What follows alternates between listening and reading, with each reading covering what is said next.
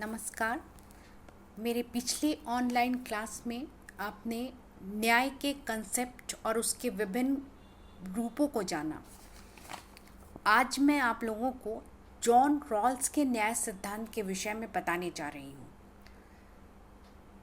राजनीतिक सिद्धांत में न्याय की अवधारणा का विशिष्ट स्थान है। हम जानते हैं कि अंग्रेजी का जस्टिस शब्द लैटिन भाषा के JUS शब्द से निकला है, जिसका मूल अर्थ है जोड़ना या मिलाना या बांधना। इस प्रकार शब्द व्युत्पत्ति की दृष्टि से जस्टिस या न्याय शब्द का अर्थ है विभिन्न व्यक्तियों या सिद्धांतों को जोड़ना या मिलाना या सामंजस्य स्थापित करना। जॉन रॉल्स आधुनिक युग के ऐसे विचारक हैं जिन्होंने न्याय संबंधी अपनी निजी मान्यता का प्रतिपादन किया है। रॉल्स की प्रसिद्ध पुस्तक है थ्योरी ऑफ जस्टिस, और इस पुस्तक थ्योरी ऑफ जस्टिस में उन्होंने अपने न्याय का सिद्धांत प्रतिपादित किया है। उन्होंने तर्क दिया कि उत्तम समाज में अनेक सद्गुण अपेक्षित होते हैं। न्याय भी उत्तम समाज की आवश्यक शर्त है। किसी भी समाज में न्याय के अलावा अन्य गुणों की प्रधानता हो सकती है, परंतु न्याय की अवहेलना नहीं की जा सकती। रॉल्स का मत है कि जो न्याय को छोड़कर विकास और सुख पर बल देते हैं, वे समाज को नैतिक पतन की ओर ले जा रहे हैं। रॉल्स के शब्दों में न्याय प्राथमिक या मूलभूत वस्तुओं के न्यायपूर्ण वितरण में निहित है।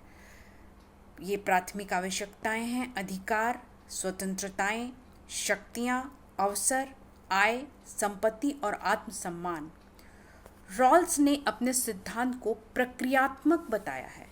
उनका मत था कि न्याय के लिए जो भी प्रक्रिया अपनाई जाए वह न्यायपूर्ण होनी चाहिए। रॉल्स लक्ष्य और उद्देश्यों को पाने के लिए मूल्यों और नैतिकता छोड़ने के विरोधी थे। उन्होंने अपनी न्याय प्रणाली में न्याय के 3 नियम बताए हैं। उनका पहला नियम है समान स्वतंत्रता का नियम, प्रिंसिपल ऑफ इक्वल लिबर्टी। उनका यह कहना था कि व्यक्ति की स्वतंत्रता अनमोल है। स्वतंत्रता के द्वारा व्यक्ति अपना विकास करता है, अतः किसी भी लाभ के लिए स्वतंत्रता का त्याग नहीं किया जा सकता। इस स्वतंत्रता में रॉल्स ने राजनीतिक सहभागिता, अभिव्यक्ति की स्वतंत्रता और धार्मिक स्वतंत्रता पर बल दिया है। न्याय का दूसरा नियम उन्होंने बताया है अवसर की उचित समानता का नियम, principle of fair equality opportunity. John Rawls अपने न्याय के सिद्धांत में समानता पर बल देते हैं। इसके अंतर्गत वे अवसर की समानता को परम आवश्यक बताते हैं। अवसर की समानता लाए बिना न्यायपूर्ण समाज की स्थापना नहीं की जा सकती।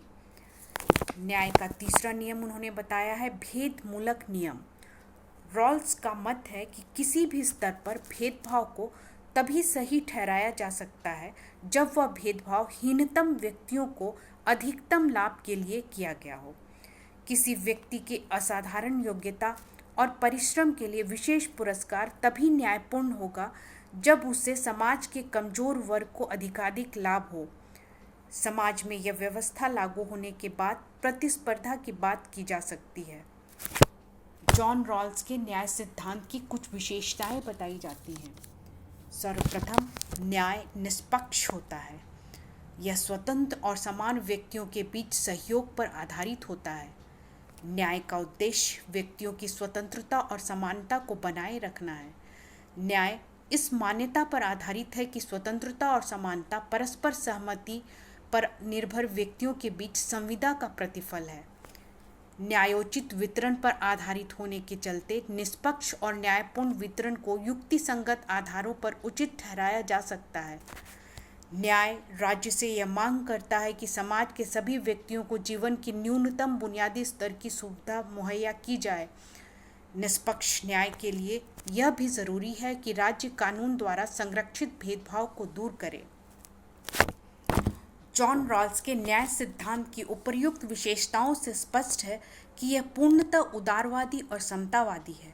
यह व्यक्तिगत दक्षता और प्रतिभा से उत्पन्न लाभों को भी सामाजिक न्याय के हित में वितरण करने का सुझाव देता है। रॉल्स न्याय को समाज का सद्गुण मानते हैं। उनका सिद्धांत इसलिए विवेकवादी है क्योंकि वह सिर्फ कल्याण की अनिवार्य वस्तुओं जैसे स्वतंत्रता, सुअवसर की समानता, आत्मसम्मान आदि के बंटवारे की बात करता है। ऐसा नहीं है कि जॉन रॉल्स के सिद्धांत की आलोचनाएं नहीं की गई।